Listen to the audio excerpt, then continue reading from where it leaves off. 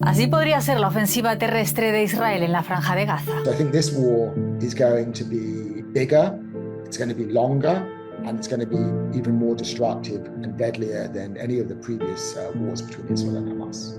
This is going to be urban warfare. This is a three-dimensional war. You have to expect that the enemy is attacking you from above, from below, from the front and from behind. You can't enter with mechanized vehicles. You have to go in by infantry and you have to fight basically for house and house. Israel declaró oficialmente la guerra a Hamás tras el atentado terrorista de la milicia islamista. Desde entonces no ha dejado de bombardear la Franja de Gaza. Pero el cautiverio de los rehenes que tomó Hamás en Israel complica mucho la estrategia para lanzar una ofensiva terrestre. Likely that many of them are being kept in Hamas's underground tunnels and bunkers, so it's very difficult to find them, to reach them. Para las autoridades israelíes hay 199 rehenes, mientras que Hamás asegura que son entre 200 y 250 y de diferentes nacionalidades.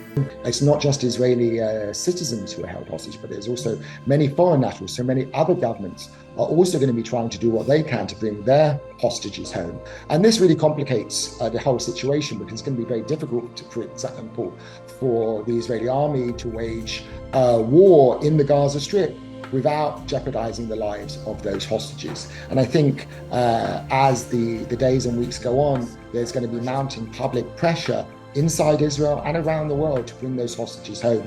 Ahora Hamás afirma que planea liberar a rehenes extranjeros si se cumplen sus condiciones. ¿Qué puede hacer entonces Israel para que se liberen los rehenes? Really, the only way to secure the release of those hostages is likely to be through some sort of a negotiated agreement with Hamas, however distasteful that may be.